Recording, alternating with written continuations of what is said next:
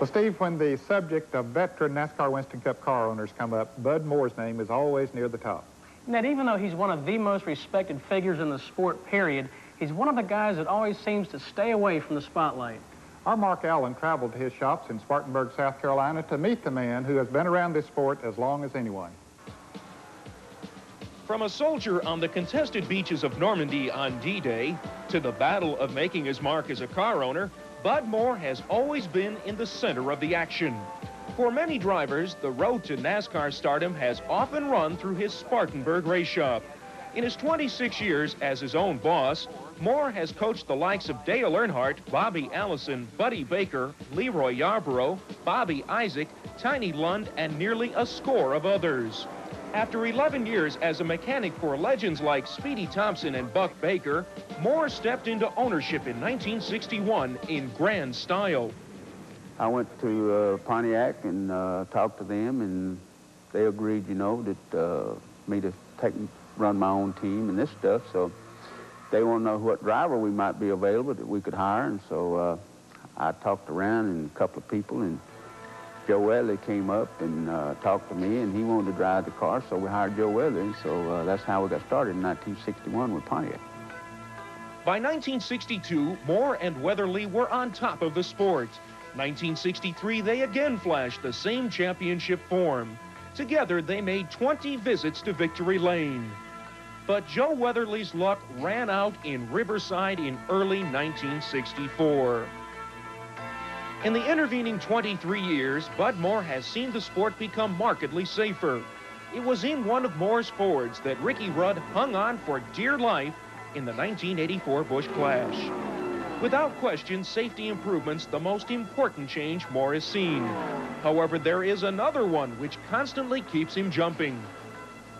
Early 60s and the middle 60s on up into the 70s, and they was only, you could name the 5 teams that you had out as far as competition was concerned, who's going to win the race. As it turns out today, you know, in 1987, all the way up to 1987, we have increased with number of teams that can win the races, and right now when you go to the racetrack, you don't know who's going to win, and you've got about 20 good teams that's first class with a good operation behind them. They got good sponsorship, they got good crewmen, and they got good drivers. So when you get to the racetrack, you sort of scratch your head and say, well, who's going to win it today? Well, who knows? The only time you're going to know who's going to win the race when they drop that white flag. To stay competitive, Moore has had to change with the times. I used to work on the cars and get out, and we worked 12, 14 hours a day back when we first started 25 years ago.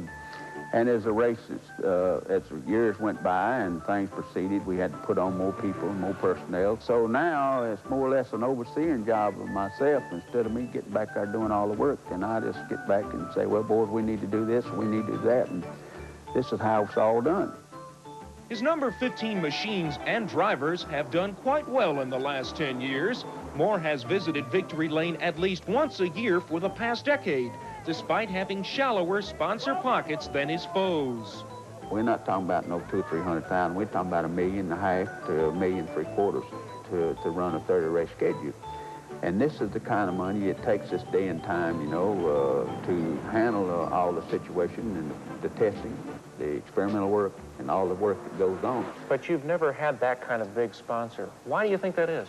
Well, we've had good sponsorship, but we've never had that kind of big sponsorship since we've been running. And why, I don't know. We've worked hard to get more sponsorship and this stuff, but we always had enough sponsorship to run good and finish good in the point standing and win races. But we feel like this coming year with the sponsorship and stuff we got is going to be a big plus for us.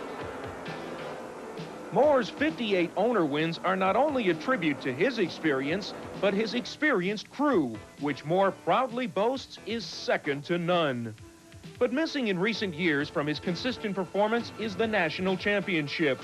Moore is quick to point out how factors beyond his control can influence a title challenge, and he uses 1987 as an example.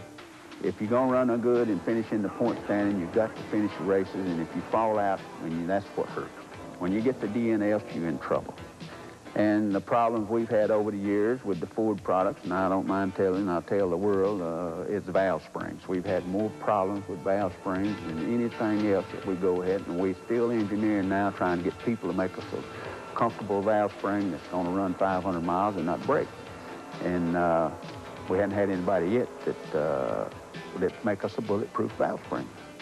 The 62-year-old Moore wants another national title before he turns his operation over to his sons, who now turn wrenches for their dad. But don't look for Moore to start collecting Social Security checks anytime soon. I can't say how long I'll be, but I'd say I'm still good, I think, for another 4 or 5 years. And I had never yet felt like that I wanted to get out of racing, because I enjoy racing so much till I eat, sleep, and live racing 24 hours a day.